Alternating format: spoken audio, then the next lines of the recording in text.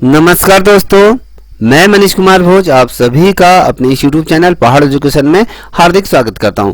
दोस्तों, जैसे कि आप सभी को ये ज्ञात है, मैंने इस चैनल के माध्यम से सहायक अध्यापक LT भर्ती से संबंधित जो शिक्षण अभिरुचि जो 30 नंबर का जो प्रश्न पत्र आता है उसकी यहाँ पर प्रिपरेशन की क्लासेस प्रारंभ की हुई हैं।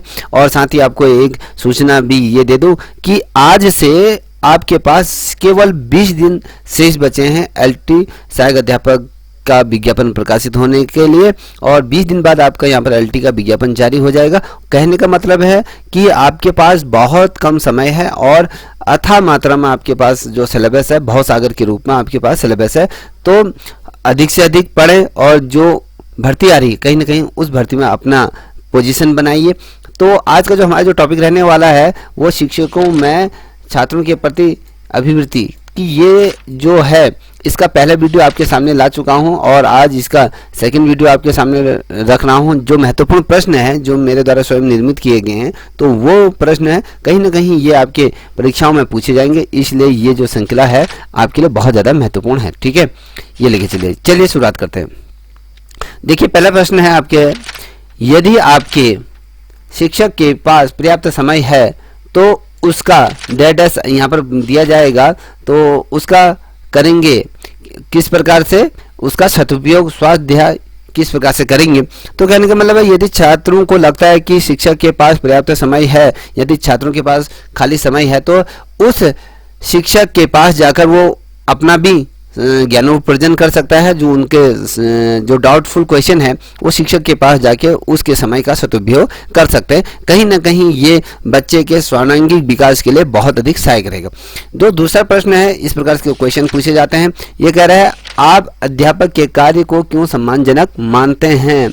देखिए, इसका क्वेश्चन ये पूछा जाएगा और आपके 4 ऑप्शन आपको दिए जाएंगे, तो उसमें से सही आंसर को आपने क्लिक करना है। ठीक है, समाज में आदर मिलता है, ये तो सत्य है। अगर मैं बात करूं, जो शिक्षक होता है वो समाज का एक आईना होता है। कहीं ना कहीं समाज में जो बच्चे हैं, जो अन्य लोग हैं, कहीं ना कहीं वो शिक्षक के मार्गदर्शन को फॉलो करते हैं। कहीं ना कहीं शिक्षक के द्वारा दिए गए जो ज्ञान होता है, कहीं ना कहीं बच्चा अपने जीवन में उसको उतारने की कोशिश करता है और एक नए जीवन की तरफ उसे अग्रसर करता है, जिससे कि उसका जो जीवन है बहुत अधिक सुखी रहे। और साथ ही जो अपना जो सपना देखा है, कहीं ना कहीं शिक्षक उसको उस सपने तक पहुंचाने का कार्य करता है। इसलिए समाज में कहीं ना कहीं शिक्षक को एक आदर मिलता है, सम्मान मिलता है, क्योंकि वो समाज का एक आईना होता है जिससे सब लोग कहीं ना कहीं प्रभावित होते हैं। ठीक है, अब यहाँ पर देखिए, तीसरा प्रश्न आपके सामने रखना, अनुभवी अध्यापक पाठ को अधिक से अधिक रोचक बना सकते हैं। ये देखिए, अब ये क्यों कहा जा रहा है, जो शिक्षक अधिक अनुभव लिए बैठा होगा वो पाठ को बहुत अच्छी तरीके से बच्चों के सामने प्रस्तुत कर सकता है। जिस टीचर को अनुभव नहीं है किस प्रकार से बच्चों के साथ इंटरेक्ट करना चाहिए, किस प्रकार से बच्चों को उस जो पाठ है उस पाठ से संबंधित चीज़ को रुचिकर बनाकर उनको सरलता वे में समझाना, जिस टीचर के पास अधिक अनुभव होगा वो पाठ को अधिक से अधिक रोचक बनाने में वो सक्षम होता है, क्योंकि वो जानता है कि किस प्रकार से मुझे बच्चों के जो मानसिक स्तर है उस स्तर को लेकर मुझे अध्ययन करना है। कहीं ना कहीं बच्चे उससे प्रभावित होते हैं और कहीं ना कहीं बच्चे उस चीज़ को जल्दी से सीखने की कोशिश करते हैं। ठीक है, अब आते हैं अगले प्रश्न की तरफ। यहाँ पर देख पा रहे होंगे, यदि छात्र द्वारा पूछे गए प्रश्नों का उत्तर ज्ञात ना हो तो आप उसके प्रश्न का उत्तर ज्ञात करके अगले दिन उसको बताएंगे। मान लीजिए कक्षा में क्या होता है, यदि कोई छात्र शिक्षक से क्वेश्चन पूछ रहा है, अगर शिक्षक को वो प्रश्न का उत्तर उस समय ज्ञात नहीं आता है, उसके मस्तिष्क में वो समय नहीं आता है या उसको पता नहीं है, तो शिक्षक का जो दायित्व बनता है कि उस उत्तर को अगले दिन ढूंढ के या उसको स्मरण करके उसे याद करके तो बच्चे का जो प्रश्न है उसके प्रश्न का उत्तर सकारात्मक तौर से, जिससे कि वो बच्चा सरलता से वो उस प्रश्न को समझ सके। कहीं ना कहीं शिक्षक का ये दायित्व बनता है कि अगले दिन उसको बता दे। यदि शिक्षक इस प्रकार से नहीं करता है तो कहीं ना कहीं शिक्षक और छात्र के बीच जो एक गुरु और शिक्षक का जो संबंध होता है वो कहीं ना कहीं वो संबंध में बिखराव आने लग जाता है। छात्र सोचता है कि शिक्षक है मगर इसका उत्तर शिक्षक को नहीं आ रहा है, तो खाक वो हमें बताएगा। तो कहीं ना कहीं ये नकारात्मक छवि शिक्षक को लेकर छात्र के मन में उभर आती है। यदि शिक्षक कहता है कि इसका उत्तर मुझे अभी पता नहीं है और मैं कल आपको इसका उत्तर को सही तरीके से व्याख्यान करके मैं आपको बता दूंगा, तो कहीं ना कहीं छात्र उससे उत्साहित होगा और छात्र ये समझेगा कि हाँ शिक्षक उसको मुझे कल बताए। यदि आप उस प्रश्न को छात्र को बताते हैं तो कहीं ना कहीं वो उसके दिल में आपके प्रति सम्मान और बढ़ जाएगा। ठीक है, अब यहाँ पर देखिए गृह कार्य संबंधी विचार। अब गृह कार्य से संबंधित किस प्रकार के विचार होना चाहिए? गृह कार्य छात्र की क्षमता और उसकी योग्यता के अनुसार देना लाभदायक होता है। देखिए, अब जब आप गृह कार्य किसी छात्र को दे रहे हैं तो आपका नैतिक दायित्व ये बनता है कि जो छात्र है उसकी जो क्षमता है, उसकी जो बुद्धि क्षमता है, जो उसका ज्ञान का जो स्तर है, उसके आधार पर और उसकी योग्यता के आधार पर कितना उसके आता है कि उसके आधार पर उसको क्या देना चाहिए? गृह कार्य देना चाहिए, जिससे कि वो गृह कार्य उसके लिए कहीं ना कहीं आगे जाके लाभदायक सिद्ध हो। ये नहीं कि आपने ऐसे प्रश्न दे दिए उसे जो उसकी बौद्धिक क्षमता से ऊपर हैं और वो बच्चा उस प्रश्न को नहीं कर पा रहा है और जो आपने जो गृह कार्य दिया है वो भी अच्छी तरह से संपादित नहीं हो पाएगा। अगले दिन आपको वो गृह कार्य अधूरा ही मिलेगा, पूर्ण रूप से वो बच्चा नहीं करके आएगा। तो आपका नैतिक मूल्य या नैतिक दायित्व ये बनता है कि छात्र को उसके मानसिक स्तर और उसके ज्ञान के स्तर से संबंधित क्वेश्चन को देना चाहिए, जिससे कि वो बच्चा उसे रुचि कर और साथ ही उसको एकदम ध्यानपूर्वक उन प्रश्नों को घर से करके लाए। और कहीं ना कहीं आपका ये दायित्व बनता है कि छात्र को जो कठिन क्वेश्चन है उनको ही कक्ष में हल कराए और साथ ही उसको कहीं ना कहीं आगे बढ़ाने की कोशिश टीचर को करनी चाहिए। और ये तमाम चीज़ें यदि करते हैं तो कहीं ना कहीं वो लाभदायक ही सिद्ध होता है। ठीक है, अब देखिए अगला प्रश्न आपके सामने मैं रखने जा रहा हूँ। ये कह रहा है कि छात्र कक्षा विषय में कमजोर है, कक्षा में कमजोर है, तो आप कमजोरी जानकर उसको दूर करने का प्रयास करेंगे।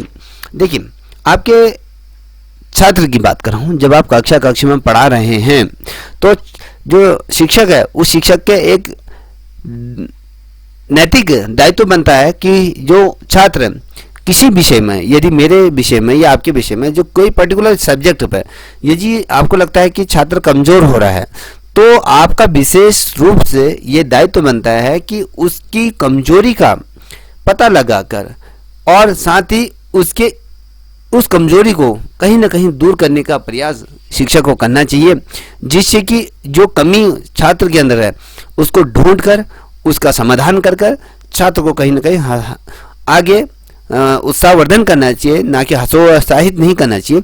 तो कहीं ना कहीं ये बहुत ज़्यादा महत्वपूर्ण हो जाता है जब कक्षा का हम बात करते हैं। तो जब पर्टिकुलर कोई भी ऐसे बच्चे हैं यदि कमज़ोर हैं तो कहीं ना कहीं उनको एक्स्ट्रा क्लास भी दी जा सकती है, जिससे कि छात्र को कहीं ना कहीं समझने में आसानी होगी। क्योंकि कोई छात्र ऐसे होते हैं जो सभी छात्रों के बीच में पढ़ने में थोड़ा सा हेजिटेशन उनमें होती है, झिझकते हैं, तो शिक्षक को इन चीज़ों को मूल्यांकन करके उसे एक्स्ट्रा क्लास भी शिक्षक को देना चाहिए, जिससे कि जो कक्षा में जो छात्र हैं उनके समानांतर उस छात्र को लाने का प्रयत्न शिक्षक को करना चाहिए। ठीक है, अब देखिए अगला प्रश्न है, ये कह रहा है कि छात्रावास में छात्रों को देरी से सोने की आदत को दूर करने हेतु उन्हें क्या करना चाहिए? आपको ये देखिए क्वेश्चन इस प्रकार से आएगा, पूछा जाएगा और इस प्रकार से आपके उत्तर वहां पर दिए रहेंगे 4, तो उनमें से आपको सही उत्तर देना चाहिए। देखिए मैंने यहाँ पर जो प्रश्न बनाए हैं तो उसको आप नोट करते हुए चलिएगा।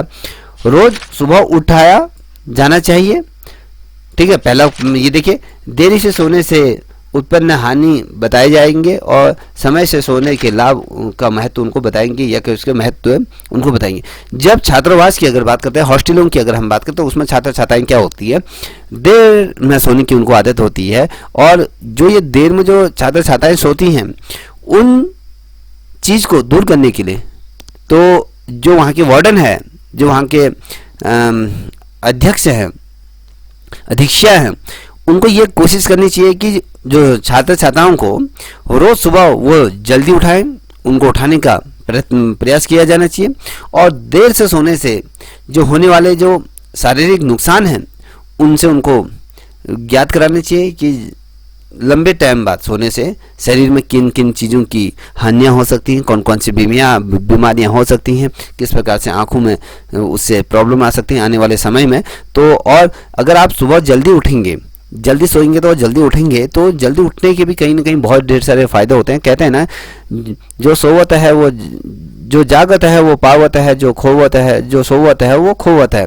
कहने का मतलब है कि जो बच्चा सोया रहता है वो अपने जीवन में कभी भी सफलताओं की श्रेणी नहीं पा सकता है। जो बच्चा समय पर नियमित रूप से उठता है तो कहीं ना कहीं वो अपने जीवन को सिद्ध एक मुकाम पर या सिद्धि को वो प्राप्त कर लेता है। कहीं ना कहीं वो अपने जो सपना होता है, जो उसका जो एम होता है, कहीं ना कहीं उस एम को वो कहीं ना कहीं पा लेता है। तो कहने का मतलब है कि छात्रों को देर से सोने के लिए जो हानि है उसके बारे में बताना, सुबह जल्दी उठने के उनको लाभ का महत्व तो ये हमेशा बताना चाहिए ही चाहिए शिक्षक को, जो वहाँ का जो छात्रावास के जो अधीक्षक हैं, जो वार्डन है, उनको बताना चाहिए। ठीक है, अगला प्रश्न आप देख पा रहे होंगे, छात्रों में चोरी करने की आदत को बालक को परिसंतोष देकर दूर किया जाना चाहिए, किया जाए। ठीक है, अब किया जाता है जब कोई छात्र इस प्रकार से कक्ष में इस प्रकार की प्रवृत्ति रखता है तो छात्र को, जो बालक है, बालक को परितोष देकर दूर किया जाना चाहिए। तो जो छात्र है उसको कहीं ना कहीं हमें एकांत में ले जाना चाहिए और उसको इस प्रकार की गतिविधियों में न पढ़ने की हिदायत देनी चाहिए। उसके परिणाम किस प्रकार से हो सकते हैं, तो कहीं ना कहीं अगर आप उसे एक सही राह दिखाएंगे तो कहीं ना कहीं उसका जो परितोष को देखकर उसे कहीं ना कहीं दूर किया जाए तो कहीं ना कहीं उसके भविष्य के लिए वो सुंदर रहेगा और उसके भविष्य में किसी प्रकार की कठिनाई नहीं होंगी। अगर बच्चे की प्रवृत्ति इस प्रकार से है तो कहीं ना कहीं वो प्रवृत्ति उसके दिमाग में बसेगी या कहीं उसके हैबिट बनेगी, तो कहीं ना कहीं आगे जाकर वो एक भयंकर अपराध को जन्म दे सकता है। कुछ ऐसी घटनाएं घटित हो सकती हैं जीवन में जिससे कि बालक का संपूर्ण जीवन गर्त की तरफ बढ़ जाएगा। ठीक है, अब अगले प्रश्न की तरफ बढ़ते हैं। ये कह रहा है, जूनियर कक्षाओं में शिक्षकों द्वारा शिक्षण दिया जाना चाहिए। देखिए, जो छोटी क्लासेस होती है, जो जूनियर क्लासेस होती हैं, उनमें जो शिक्षिकाएं होती हैं, ठीक है, उनके द्वारा शिक्षण दिया जाना अनिवार्य होना चाहिए। क्योंकि छात्र, जो छात्राएं हैं, कहीं ना कहीं शिक्षा से, जो शिक्षिका होती हैं, कहीं ना कहीं उनसे रूबरू होती हैं, किस प्रकार से चीज़ें होती हैं, किस प्रकार से पढ़ाया जाता है, उन चीज़ों का अध्ययन यहाँ पर होना चाहिए। ठीक है, अब देखिए अगला प्रश्न कह रहा है कि आप छात्रों में प्रेम की भावनाओं के गुणों का विकास करना चाहिए। ठीक है, अब ये आएगा, आपको छात्रों में डैश के गुणों का विकास करना चाहिए। जो यहाँ पर जो प्रेम की भावना जो हमने लिखा है तो उस ये भी आएगा और कुछ 3 प्रश्न अलग आएंगे, तो आपको सही प्रश्न को क्या करना है, चुनना है। अब यह प्रेम की भावनाओं का विकास या उसके गुणों का विकास करना चाहिए, ये क्यों कह रहे हैं? देखिए, जो छात्र छात्राएं होती हैं तो छात्रों के मध्य में एक कोऑर्डिनेशन होता है, एक दोस्ताना होता है, उसको कहीं ना कहीं मजबूत करने के लिए छात्रों के बीच प्रेम की भावनाओं को विकसित करना चाहिए। एक दूसरे के प्रति बैर न रखें छात्र। कहीं ना कहीं छात्र जीवन का जो महत्व है, कहीं ना कहीं जब यदि शिक्षक उसको अवगत कराता है, कहीं ना कहीं वो दोस्ताना जो अपने जीवन की जो महत्वपूर्ण जो ये क्षण होता है, उस क्षण को कहीं ना कहीं उसे रूबरू कराना चाहिए और छात्र को अपने जीवन में या कक्ष के अंतर्गत या छात्र जीवन में प्रेम की भावनाओं का, गुणों का विकास अपने जीवन में करना चाहिए। ये आपको ज्ञात होना चाहिए। ठीक है, अगला प्रश्न आप देख पा रहे होंगे, छात्रों की स्वास्थ्य में रुचि जागृत करने में, रुचि जागृत करने के लिए भिन्न भिन्न पुस्तकों का, स्तरों की पत्रिकाओं का पुस्तकालय में रखेंगे। अगर आपको छात्रों में अगर ज्ञान के उपार्जन करना हो, ठीक है, अगर उनके स्वास्थ्य से संबंधित जो अगर रुचि जगानी है, छात्रों के स्वास्थ्य जो स्वयं जो उसको लर्निंग करें, उसको पढ़ें, अगर उसके प्रति अगर आपको उनको रुचिकर और जागृत करना है तो आपकी जो पुस्तकालय है तो उस पुस्तकालय में भिन्न भिन्न स्तर की क्या होनी चाहिए, आपकी पत्रिकाएं होनी चाहिए। कहीं ना कहीं बच्चे को अन्य पत्रिकाओं को पढ़ने से उसका ज्ञान में रुचिकर हो, कहीं ना कहीं वो उसकी तरफ आकर्षित हो, जिससे कि उसमें पढ़ने की प्रवृत्ति उत्पन्न हो। तो इस प्रकार से चीज़ें किया जाना चाहिए। ठीक है, अब अगला प्रश्न आप देख पा रहे हो, छात्रों को समय का सदुपयोग करने के आप स्वयं समय का उपयोग करके उनके सामने करेंगे। देखिए क्वेश्चन क्या है, फिर से दोहरा, छात्रों को समय का सदुपयोग करने के आप स्वयं समय का उपयोग करके उनके सामने करेंगे। देखिए, यदि आप खाली बैठे हैं, आप गप्पे लड़ा रहे हैं शिक्षकों के मध्य या फोन पे लगे हैं, तो कहीं ना कहीं इससे जो गलत एक मैसेज छात्र के प्रति जाएगा और छात्र कहीं ना कहीं उससे प्रभावित नहीं होगा, वो भी आपकी तरह करने की कोशिश करेगा। जब उसका खाली समय रहता है तो कहीं ना कहीं शिक्षक को देखकर, क्योंकि शिक्षक, मैंने कहा कि समाज का आईना होता है, तो कहीं ना कहीं शिक्षक को देखकर छात्र भी उसी की तरह करने की कोशिश करते हैं और उनकी तरह बनने की कोशिश करते हैं। तो यदि शिक्षक के पास खाली समय है तो खाली समय में वो अगले पाठ की योजना तैयार कर सकता है, अपने समय की सदुपयोग करें और छात्रों के प्रति कहीं ना कहीं रुचिकर उनको बनाएं, या फिर कुछ ऐसी चीज़ें करें, ऐसी कुछ गतिविधियां करें जो विद्यालय के हित में हो। तो छात्रों को भी ये लगे कि भैया अगर हमारा शिक्षक अपने खाली समय का सदुपयोग कर रहा है तो हमारा भी नैतिक दायित्व बनता है कि हम भी अपने समय का सदुपयोग करें। ठीक है, अब देखिए अगला प्रश्न, कुछ छात्रों के विद्यालय से भागने को रोकने हेतु भागने के कारण को जानने का क्या करेंगे प्रयत्न।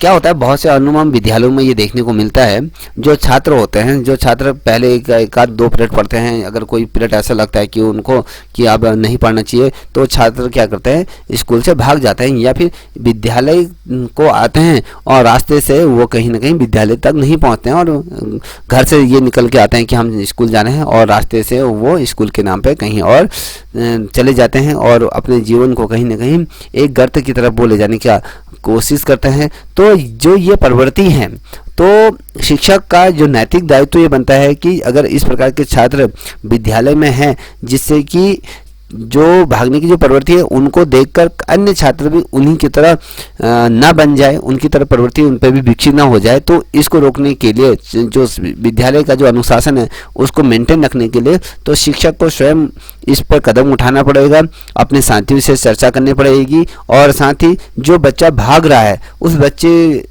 के पास जाकर उसको बुलाकर अपने पास उसके भागने की जो वजह हैं, विद्यालय में आने की वजह है, तो कहीं ना कहीं उसको पूछना चाहिए। जब अगर लगता है कि ये बच्चा इस कारण से भाग रहा है तो उसकी जो समस्या है उसकी समस्या का क्या करना चाहिए, समाधान करना चाहिए, निराकरण करना चाहिए, जिससे कि छात्र अगले दिन विद्यालय से भागने की प्रवृत्ति उसके अंदर पैदा न हो। यदि आप ऐसे करने में सफल हो गए तो कहीं ना कहीं एक आप अच्छे शिक्षक और एक अच्छे गाइड के तौर पर कहीं एक अच्छे प्रबंधन आपके अंतर्गत है, तो कहीं ना कहीं ये चीज़ें हमेशा ये ध्यान रखना चाहिए कि भागने के कारणों को हमें जानना चाहिए और उनके प्रयासों को दूर करने का हमें प्रयत्न करना चाहिए। ठीक है, अब अगले प्रश्न को आप देख पा रहे होंगे, जो छात्र अन्य छात्रों की सहायता करता है वो एक अच्छा नागरिक बनता है। ये वाली जो चीज़ें हैं वो हमें जो छात्र छात्राओं के अंदर ये भाव हमें डालना चाहिए। ये चीज़ें जब कोई बच्चा करता है तो उसे जो प्रार्थना स्थल पर कहीं ना कहीं उसे उत्साहित करने के लिए प्रार्थना स्थल पर उससे मोटिवेट किया जाए, जिससे कि अन्य छात्र भी उसको देखकर उसकी तरफ बनने की कोशिश करेंगे। तो जब कोई छात्र किसी अन्य छात्र की किसी भी प्रकार से हेल्प करता है तो वो छात्र माना जाता है कि वो एक अच्छा नागरिक बनता है और आगे जाकर वो कहीं ना कहीं अच्छे ही कार्य करेगा। तो ऐसी अपेक्षाएं हम उस छात्र से लगाते हैं। तो कहने का मतलब है इस प्रश्न का जो उत्तर रहेगा कि वह एक अच्छा नागरिक बनता है, या फिर उसमें ये भी लिखा है कि वो एक अच्छा नागरिक बनने का दिखावा कर रहा है या अच्छा बनता है। तो अलग अलग क्वेश्चन हो सकते हैं, तो आपको यही लिखना होगा कि वह एक अच्छा नागरिक बनता है। ठीक है, अब देखिए अगला प्रश्न आप अपने स्क्रीन पर देख पा रहे होंगे, आप शिक्षक क्यों बनना चाहते हैं, क्वेश्चन आपसे पूछा जा सकता है। ठीक है, ये क्वेश्चन आता है तो भिन्न चीजें आपके सामने दी रहेंगी।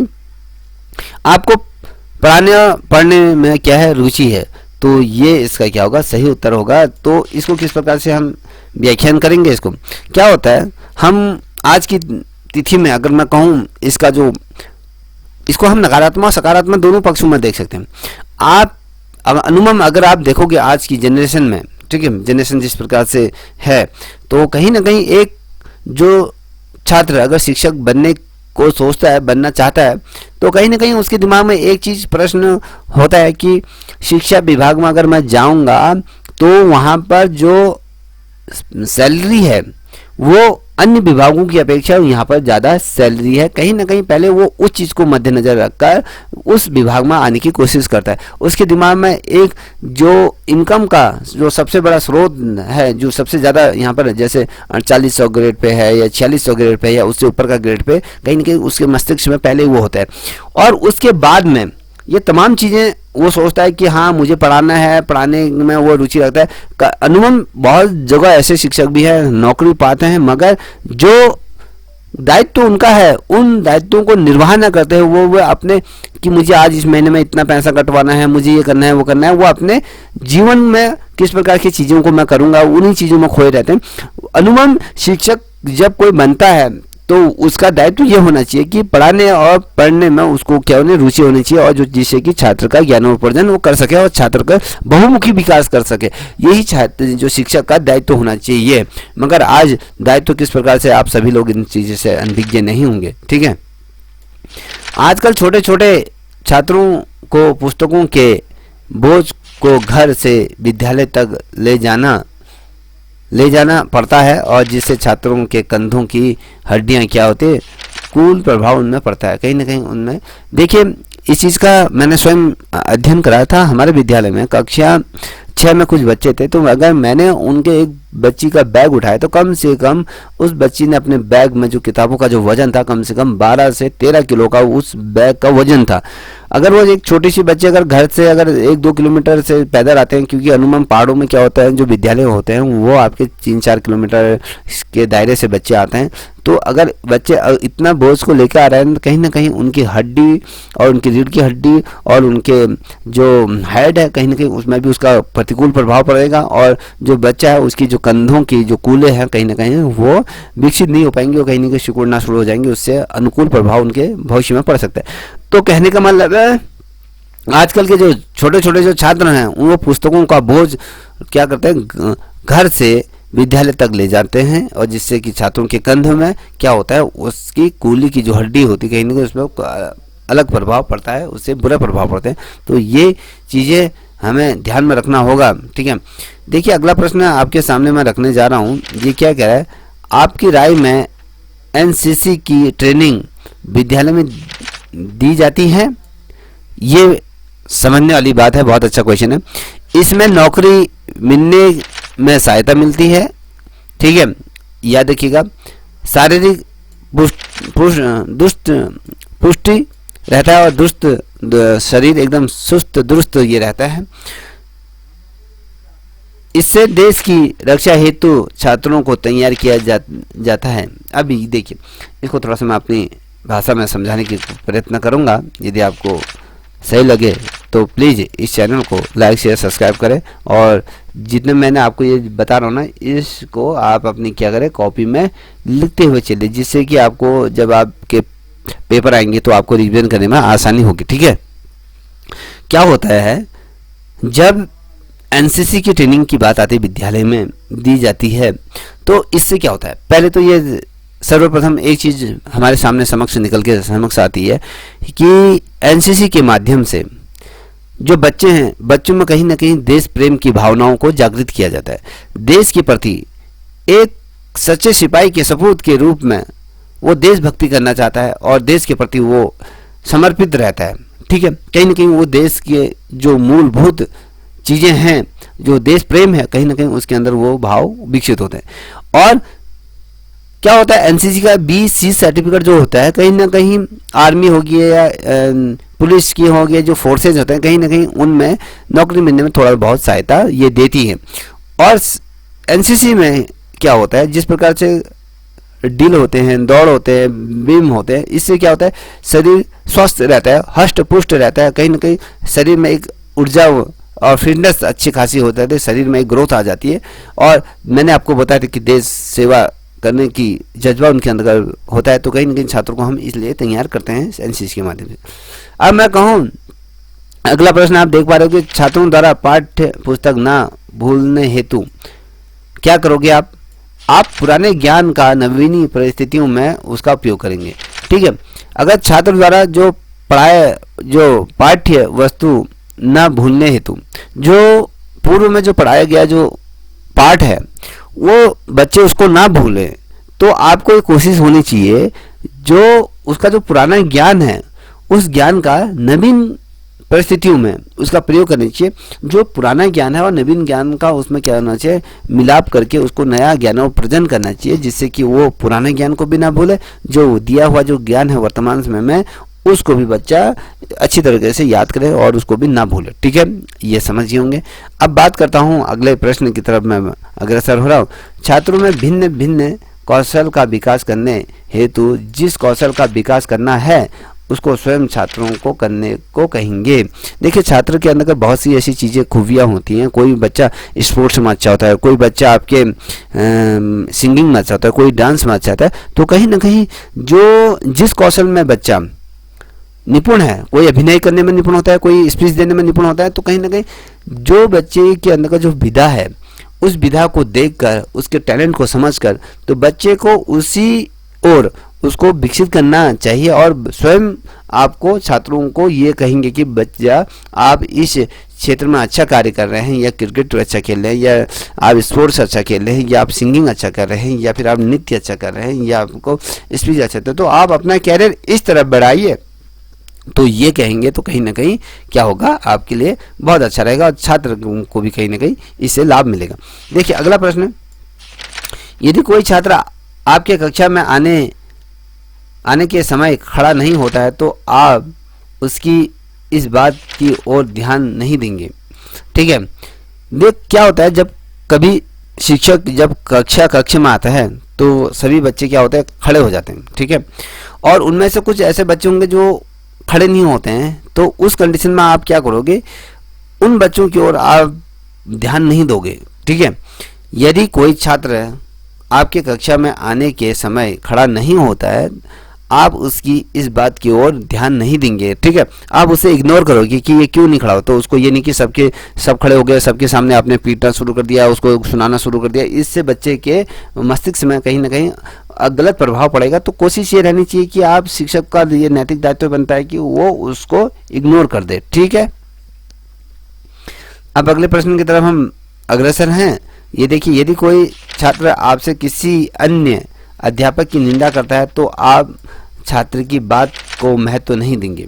ठीक है, बहुत से छात्र ऐसे होते हैं, वो कहते हैं कि भैया फलाना शिक्षक ऐसा कर रहा है, फलाना शिक्षक ने मेरे साथ ऐसा करा, और वो आपके बारे में इस प्रकार से गलत चीज़ें बोल रहे हैं। तो वो जो छात्र आपको भ्रमित करना चाहता है, किसी शिक्षक के प्रति आपके दिल में द्वेष उत्पन्न करना चाहता है, तो आपको इतना मालूम होना चाहिए कि आप उस छात्र कि कहीं भी बातों पर बिल्कुल भी आप भरोसा नहीं करेंगे और उसकी बातों को ज़्यादा महत्व नहीं देंगे। ये आपको सोच समझ कर निर्णय आपको लेना होगा। ये नहीं कि छात्र ने आपसे कहा कि फलाना टीचर ऐसे करा है तो आप उस टीचर से लड़ने के लिए चले गए। अगर ये भी तो हो सकता है कि छात्र दो बातें बढ़ाकर आपको कह सकता है, तो कहीं ना कहीं आपसी मतभेद पैदा हो जाते हैं, तो आप छात्र की बात को ज़्यादा महत्व नहीं दोगे। ठीक है, यहाँ पर आता है शरारती बच्चों वाली कक्षा के बारे में आप क्या कहेंगे। जब क्या करेंगे, जब कुछ ऐसे छात्र होते हैं, ऐसी कक्षा होती है जो बहुत शरारती बच्चे उस कक्षा में होते हैं, तो आप उस कंडीशन में, उस परिस्थिति में क्या करेंगे। तो प्रधानाचार्य को उस कक्षा की स्थिति से क्या करेंगे, पूरी तरीके से अवगत कराएंगे कि इस कक्षा में इतने छात्र और ये फलाना छात्र इस तरीके की हरकतें कर रहे हैं, जिससे कि आप अपने उच्च अधिकारियों को उसकी सूचना देंगे, जिससे कि अगर आपने कुछ स्वयं कदम उठाए तो उसके अनुकूल प्रभाव भी पड़ सकता है, जिससे कि आपकी जो नौकरी है उस पर भी कहीं ना कहीं खतरा बन सकता है। तो आपका जो नैतिक दायित्व होना चाहिए, अपनी जो सूचनाएं हैं वो अपने उच्च अधिकारी को दे और उच्च अधिकारी अपने उच्च अधिकारी को देंगे, जिससे कि कहीं ना कहीं उस समस्या का समाधान निकाला जा सकता है। ठीक है, अब देखिए यहाँ से मैं अगला वीडियो आपके सामने जल्द ही लेके आऊँगा। यदि आपको ये वीडियो अच्छी लगी हो आपकी परीक्षा के दृष्टिकोण से, तो प्लीज़ आपसे रिक्वेस्ट है इस श्रृंखला को उतारते हुए चलिएगा और इस चैनल को भी प्लीज़ लाइक शेयर सब्सक्राइब अवश्य करें, साथ ही अपने दोस्तों को भी साझा करें। तब तक के लिए इतना ही। जय हिंद, जय भारत, जय उत्तराखंड।